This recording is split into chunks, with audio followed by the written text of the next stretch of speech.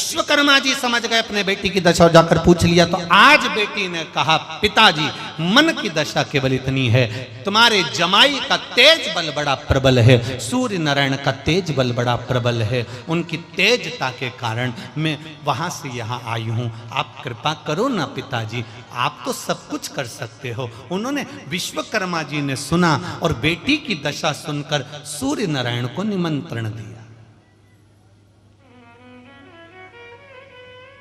बेटी की दशा जानकर सूर्य नारायण भगवान को निमंत्रण दिया, सूर्य देवता आइए, हमारे यहां पर भोजन के लिए पधारिए, आइए आप। आज सूर्य नारायण को बड़ा प्रसन्नता थी, मेरे ससुराल में मेरा भोजन है।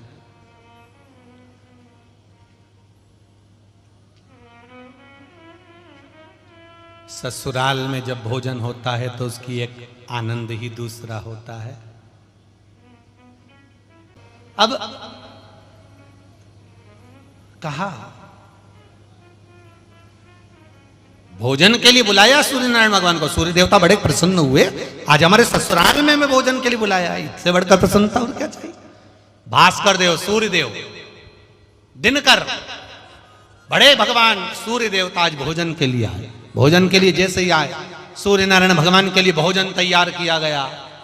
सूर्य नारायण भगवान ने जब भोजन ग्रहण करना प्रारंभ करा, ससुर जी ने, विश्वकर्मा जी ने एक बात निवेदन कर दी, आपका तेज बल बड़ा प्रबल है, मेरी बेटी संज्ञा को आपके तेज पुंज के कारण तकलीफ होती है, आपने उसको श्राप भी दे दिया है। उसके गर्भ से 2 संतान ऐसी हुई है, यम और यमुना, जिसको आपने श्राप दे दिया कि तुम कालदंड को धारण करो। ये श्रेष्ठता नहीं है।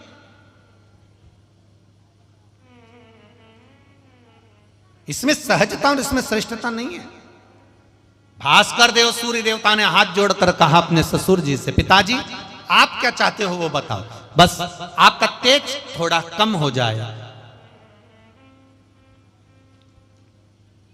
सूर्य देवता ने कहा, मेरी कलाओं में से अगर मुझ में 16 कला है तो उसमें से कुछ कलाएं आप काट दीजिए। विश्वकर्मा जी ने सोचा, अगर सूर्य के तेज को काटूंगा, उसको काट कर रखूंगा कहां? अगर यहां रखता हूं तो भी तकलीफ, इस तेज को मैं करूं क्या?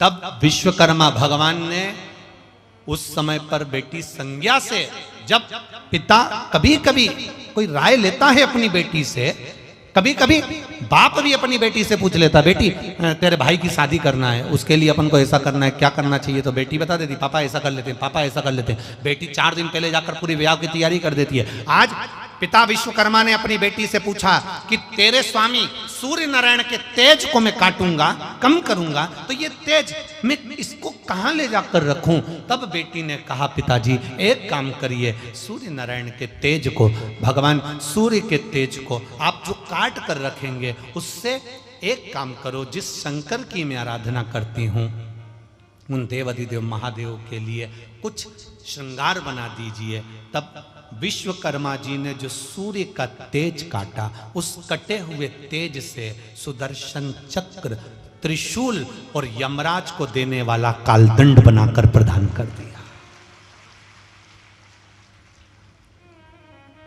कई लोग पूछते हैं त्रिशूल कहां से आया? देवाधिदेव महादेव को त्रिशूल किसने दिया? भगवान शंकर को नंदी तो प्रजापतियों ने दिया था, पर भगवान शंकर को त्रिशूल किसने दिया? वो त्रिशूल आपको ज्ञात होना चाहिए, वो त्रिशूल कोई साधारण नहीं है। जिस त्रिशूल को भगवान शंकर के हाथ में देखते हो, शिव मंदिर में देखते हो, शंकर के द्वार पर देखते हो, वो त्रिशूल साधारण नहीं होता। वो सूर्य के तेज से कटा हुआ वो भाग, कलाओं का, सूर्य के तेज का भाग काट कर उसको त्रिशूल का निर्माण करा गया, सुदर्शन चक्र का निर्माण करा गया। सुदर्शन चक्र और त्रिशूल ये भगवान शंकर के अस्त्र थे। भगवान विष्णु ने एक बार 108 कमल पुष्प भगवान शंकर को देना प्रारंभ करा, और एक बार शिव जी ने उनकी परीक्षा ले ली और कमल पुष्प गायब कर दिया। तो भगवान नारायण ने अपना नेत्र निकालकर भगवान शिव को दिया। शिव जी त्रिनेत्रधारी हो गए। शंकर भगवान ने कहा, नारायण आपने मुझे अपना नेत्र दिया है, मैं आपको क्या दूं?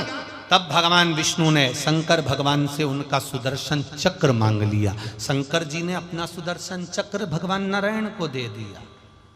भगवान विष्णु के नेत्र से शंकर भगवान त्रिनेत्रधारी हो गए और भगवान शंकर के सुदर्शन चक्र से भगवान विष्णु, जम के बोलो, सुदर्शन चक्रधारी हो गए।